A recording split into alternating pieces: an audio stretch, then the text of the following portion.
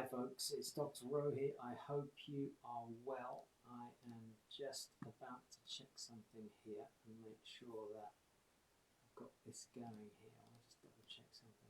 Okay, so do you like the image, by the way? Let me try and move out the way. Oh my gosh, actually I need to literally move out the way, don't I? Let me come out the way for a second. Look at that. I just found that image and I thought that is so important to share with you. Now look, as I'm talking to you, I just finished a pretty long day. In fact, a long week. I've just come back from a mum who's not been well at all. She's been in hospital for 3 weeks, and we just had to see her because they've just let her out. It's been a tough week. Then on top of that, I had to get ready. As soon as I got back on Wednesday, I had to then get ready for a presentation which I gave last night to about, I think, 7 or 8 people. I don't actually see a count there, and that was an amazing group of people that are inspirational and wanted to make changes in their lives. And then I came off the back of that at 10 o'clock, and I was basically getting my head ready to present today, and I'm actually speaking for 3 days. So I'm kind of knackered, but at the same time, I have a commitment to get the message out to whoever's listening, whether it's 1 or 50 or 1,000 people, whatever. And today I want to talk about the word fear. And the reason I'm doing that is because I personally think we are faced with a situation right now where more and more people are afraid to act and to pursue their passion, to pursue their dreams. There is an intention and there's a surface feeling of I want it by looking at social media and going, oh yeah, that looks amazing, and almost being consumed by watching other people's lives and what they're doing. I don't know if this relates to you, if you can understand it, but it's like, let me just watch what they're doing on social media. And I'm seeing people literally trawl through and looking at posts and Instagram, and they're living their lives through watching other people's lives, and they're not doing it themselves. So I want to talk about what I believe is causing people to basically hold back.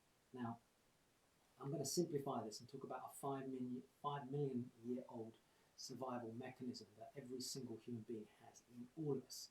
If you're the most powerful and courageous human being, or if you're somebody that's literally afraid to go outside your room, all of us have these 3 fundamental things built into our DNA, just based on the years of our evolution. The first one is just to freeze, and that is something that's common in battlefields. We saw it a few years ago in the school where, if you remember, there was that horrible shooting and the children got shot down. Some children survive because they literally play dead.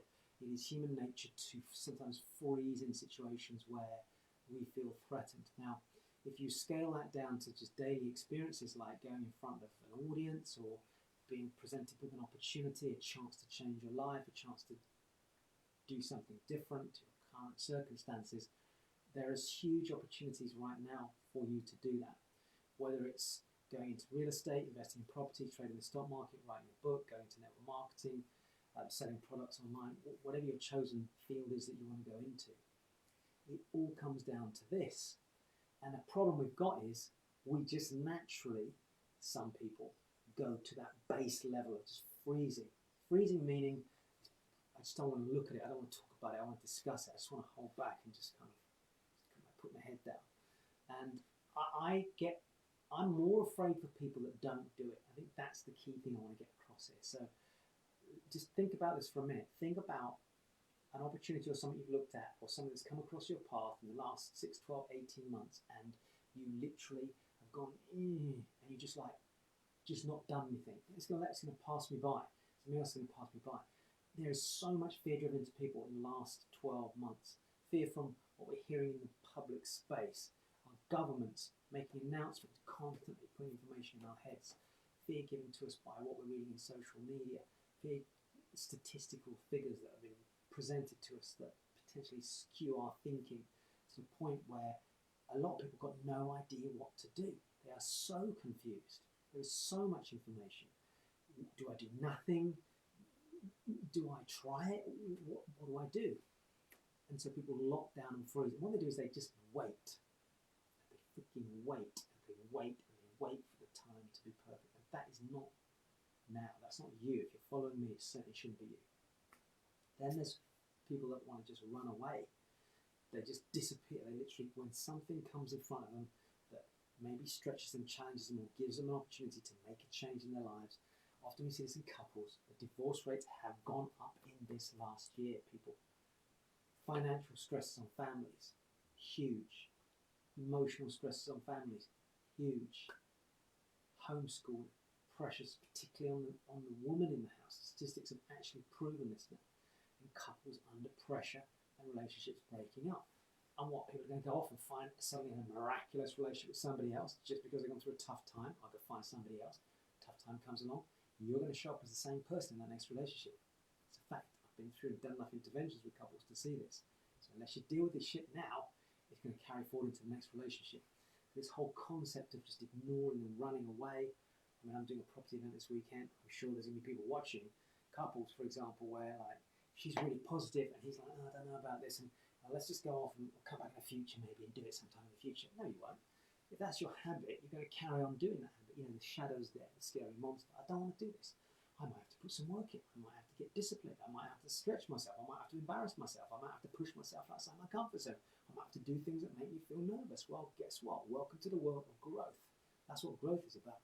So that's the other thing that happens. People either freeze and do nothing, you know, hoping like it's going to disappear, or they run away from it. And then, of course, the other thing is you just take it head on. You fight it, and you fight it, and you fight it. You put the work necessary to overcome the challenges, to beat the challenges, to break through, to strengthen yourself, to resolve your internal and your emotional strength, and you do whatever it takes to grow.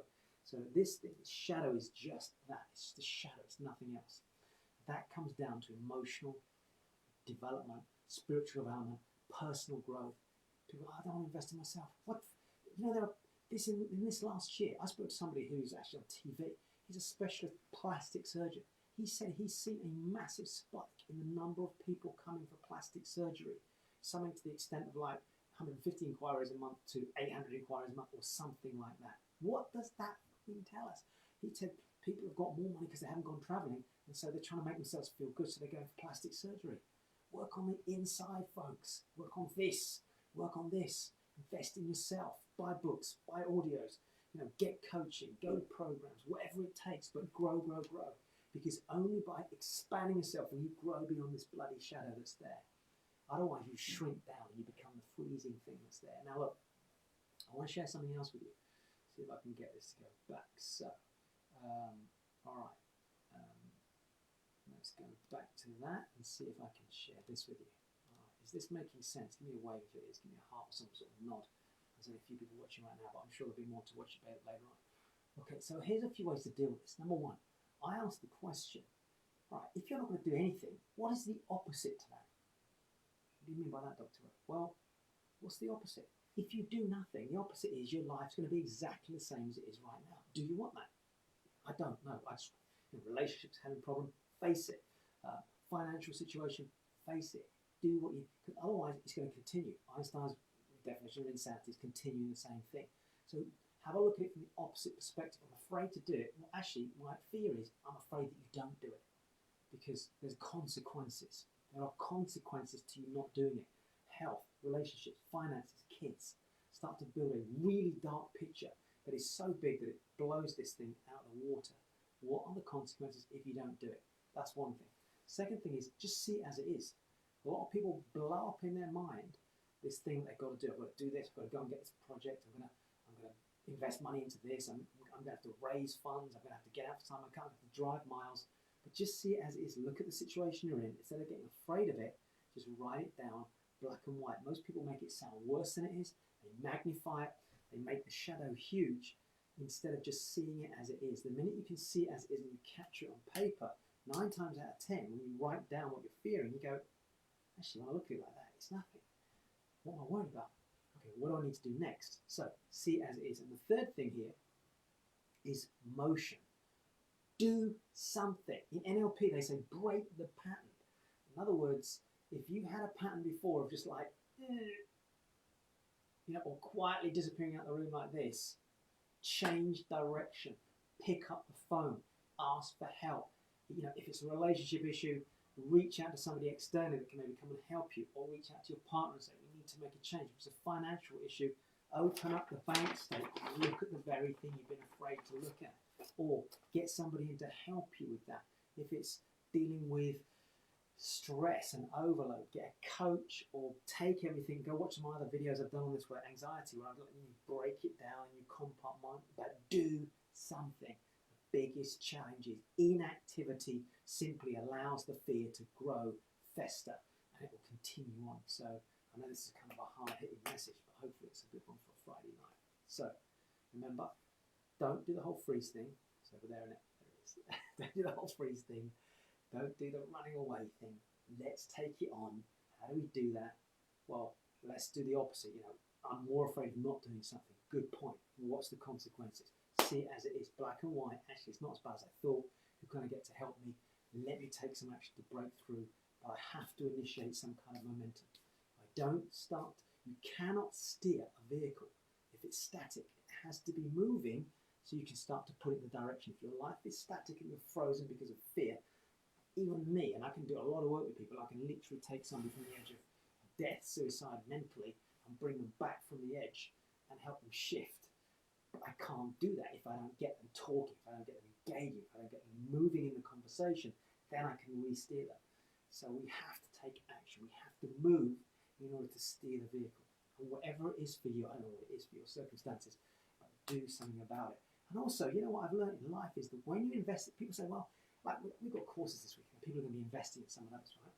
Some people are going to be resisting that. But when you make a decision that involves money and commitment, and it's a big decision, it creates big results. But when you take tiny little decisions that don't really involve a lot of commitment, you know what, if I don't do it, it doesn't make a lot of difference to my life, does it? But the minute you fucking do something that involves, shit, we've got to pay for this now, we've got to put our money where our mouth is, we're going to have to actually physically make a commitment here. Yeah, you know what? But if we do it, honey, let's make it happen.